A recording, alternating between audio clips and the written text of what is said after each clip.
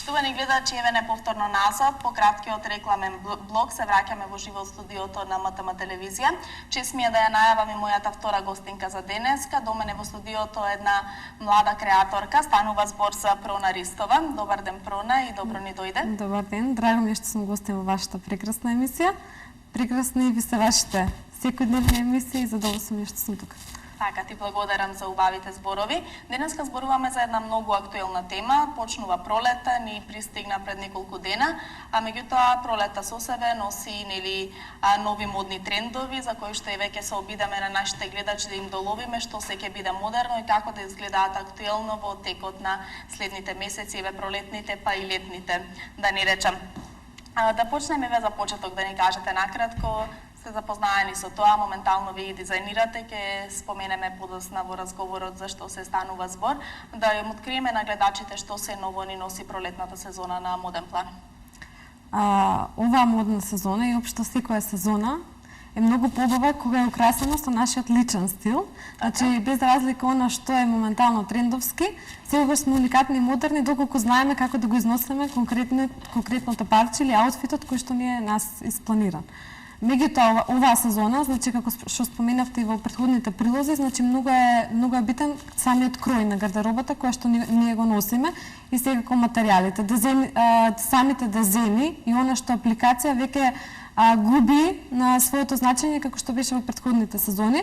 Значи сето тоа ќе биде попрочистено во оваа пролет, пастелните бои ќе бидат поактуелни, се ќе биде посмирено и секако украсени со оние понагласени модни аксесуари кои што доаѓаат и кои што ги имаме во изобилие, значи се достапни во Македонија, не е толку, мислам, ништо не е толку недостапно за обичен граѓанин и секој кој што има вкус може да ја искористи модата и трендот да направи собствен и индивидуален стил. Боите како бои се актуелни, значи онаа шеќерна боја, што е прекрасна и што се моделува нежно и женствено. Циркизната боја можам да издвојам, новата боја која што е резеда позната меѓу нас или ментол зелената боја. И тоа е нешто што можам да кажам за боите конкретно. Така. А што е со модните аксесуари? Знаеме дека тие го довршуваат целиот аутфит, дека без нив не е тоа што треба да биде за да изгледаме или целосно и совршено. Кои ќе бидат актуелни модни аксесуари? Станува збор и за мажите и за жените, да не ги запоставиме и посилниот пол. Да. Секако аксесуарите, значи што се однесува до мажите, значи се актуелни лептермашните. Така.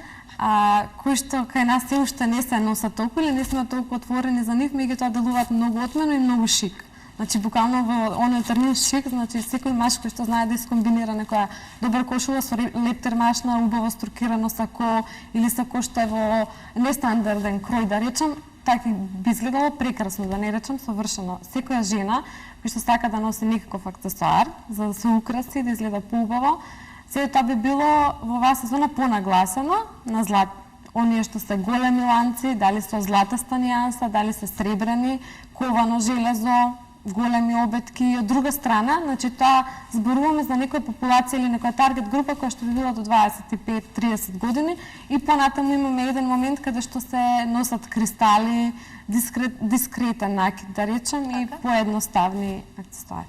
Така, за повозрастните жени и мажи во тој случај. Знаеме дека претходната сезона и сезони наназад, модни сезони, беа актуелни оние светкавите детали. Дали продолжуваат да бидат актуелни во оваа пролетна сезона? Продолжуваат, но во одредени прилики, значи не е сето тоа толку нагласено како до сега, меѓутоа се уште се носи и се зависи, пак ќе кажам, од стилот на личноста која што го носи парчето. Така, може би повеќе во вечерни прилики. Па секако, меѓутоа ако некој знае да го искомбинира и во денски, да стави нешто на него што е покежуал и да го нагласи сето тоа со нешто што е посветкаво и ќе доминира, ќе го влече самиот аутфит, значи тоа може сепак да се искомбинира. Тоа е. Така, освен светкавите детали, што најмногу бараат сега младите, идните матуранти, идните невести? Идните матурантки бараат нешто што е многу убаво, што го има секаде во светот. Кај нас се уште се учиме кон таа некоја висока мода, бараат секогаш нешто што е со доработка. Значи, сака да е нешто поукрасено, да е доизработено, со поуникатен крој, каде што повеќе се истакнува женското тело. Значи, сето тоа е нешто ново кон кое што ние се стремиме да го донесеме на нашиот пазар и како дизајнери. Значи, секој да се навикне дека тоа ќе може да биде достапно, да се исполнат нивните желби, значи да се доработат креациите, да бидат многу побогати и да модата едноставно се крени на повисоко ниво. Така, што е со фризурите? Знаеме дека финишираниот изглед завршува или со добра фризура. Какви ќе бидат актуелни фризури сега и за жените? Дали ќе бидат правите коси испеглани, дали станува збор за виткана коса и секако и кај мажите што ќе биде актуелно кај нив? Немаат многу избор меѓутоа. За жените што се не со полежерни фризури, значи тоа е дефинитивно. Лежерни фризури во стилот на отпуштена плетенка, слободно сплетена, која што виси коса, значи сето тоа што е поопуштено, значи веќе не се стегнати пунџи, не се прави сечени шишки, сечена права коса, значи мојата е таква, меѓутоа сето тоа зависи сето тоа зависи нели што налага самиот лик и самиот карактер. Меѓутоа, ако имате убава долга коса, значи сепак би биле во тренд доколку таа би била неправилно расфрлена или во некој дел би била собрана па пуштена, значи сето тоа да изгледа поприродно. Значи се стремиме моментално оваа сезона изгледот на девојката да биде поприроден, да биде полежерен, посмирен, со некои одредени нагласени детали, дали во однос на чанта, значи ташна, дали ташната ќе го влечете, дали аксесуарот, сето тоа зависи од што имаме моментално на располагање на нашата гардероба. Така, што е со мажите, со нивните фризури? Со мажите, исто ќе кажам, полежерно, меѓутоа, тоа би го кажала во светски рамки, значи ако зборуваме за Македонија, јас сето тоа си го компарирам со она што го имаме ние кај нас во Македонија, тоа би било исто полежерно, значи се шишаат. Од страните имаат пуштена коса во средина и тоа е тоа што се однесува на модните трендови за мажите. Така, спомена уште на самиот почеток за тоа што ќе биде актуелно оваа пролет, кои бои ќе се носат, меѓутоа знаеме дека и ве изминатото лето беа актуелни оние неонските јаките бои. Што се случува со оваа пролет и со ова лето? Вклучително, дали ќе бидат повторно актуелни тие или еве ќе се обрати повеќе внимание на пастелните нијанси? Повеќе внимание ќе се обрати на пастелните, тоа е дефинитивно, меѓутоа се провлекува се уште некој таков момент е задржан, значи по светските модни писти се уште можеме да видиме парчиња со неонски бои, значи со оние дречливи бои, флуоресцентни, значи дреч портокалова, зелена и така натаму. Сето тоа е во ред и кај нас е не толку актуелно, меѓутоа во светот се уште постои и се носи. Значи во секоја метропола во светот, значи има луѓе кои што ги негуваат како стил, значи ги носат тие бои и го негуваат тој начин на облекување. Така, меѓутоа еве неколку совети доколку може да поделиме и на нашите гледачи, како треба да ги искомбинираат оние јаките и пастелните бои кои што кажа дека ќе одат пак заедно, дека ќе се носат и двете, меѓутоа како треба да ги искомбинираат за да не дојде до некоја грешка, сепак сето тоа да изгледа убаво. Да, па вака, мораме да го поделиме стайлингот на секој од нас на нешто што се носи на работа и нешто што се носи преку ден за на кафе, викенд и така натаму. За на работа секако не може да облечеме нешто што е флуоресцентно, дречливо или неонско. Значи сепак за на работа ќе може да се задржи оној офис стилот, значи може да се задржат кошула во шеќерна боја, пастелни бои, сето тоа со едноставно. Дали да речеме едноставни панталони, сукња или било што. Што се однесува за оние неонски додатоци, значи сето тоа за излегување, значи би дошло во некоја варијанта со геометриски дизајн. Значи геометризација е уште присутна во овој период, значи без разлика што ги имаме флоралните дизајни, се уште постои значи оној момент на фигури кои што се коцки, кругови, обработени и така натаму. Така, тие ќе бидат најактуелни да, меѓутоа тоа е нешто што се носи за излегување. Сепак или за на кафе, тоа е за тинеџерите, значи кои што може да го искомбинираат тоа. Така. Без што не смееме да излеземе од дома еве оваа пролет? Тргнувајќи од тебе, тргнувајќи нели како моден дизајнер, нешто што ќе биде најактуелно врв оваа сезона. Без мене, мислам според мене, без убава чанта. Значи чантата, ташната е нешто што ја дефинира секоја жена на некаков начин го покажува нејзиниот карактер. Значи, во зависност од тоа, значи, прво пагајќи од потребите на жената и од практичноста, секоја ташна си го кажува на некаков начин, го кажува карактерот на жената. Значи, сето тоа, не спорувам дека се важни и додатоците, сите модни додатоци, дека се украсно секоја жена, меѓутоа ташната и чевлите, како и Кери Бредшо, значи, чевлите го прават исто своето, да. Меѓутоа, добрата ташна е зложителна добрата за ташна, пројавна сезон. апсолутно, да. Така, кои ќе бидат модерни, кои бои, какви дизајни, дали големи, мали чанти? Остануваат големите во мода. Да, и ова сезона се актуелни. Сето тоа оди во некои правилни линии, значи, и сето тоа се движи. Така, може да им објасниме на гледачите? Што се однесува до ташните, значи повторно стануваат актуелни големите ташни. Значи во однос на дизајните, значи ташните сега се во истиот филм како и порано. Така, ќе се носат големи чанти како што спомена. Да. Дали значи дека треба да бидат со некои поразиграни бои или остануваат, може да се носи пример целосно бела, целосно црна ташна, или ќе треба да имаат некои, не знам, цветни детали, сега се геометриски, како што спомена? Геометриски, да, флорални беа актуелни. Ако се сеќавате минатата пролет, значи сите ташни беа украсени со рози, со цветови, нешто што беше поромантично, значи додека сега се решени, значи со некои појаки бои и со поостри форми. Така.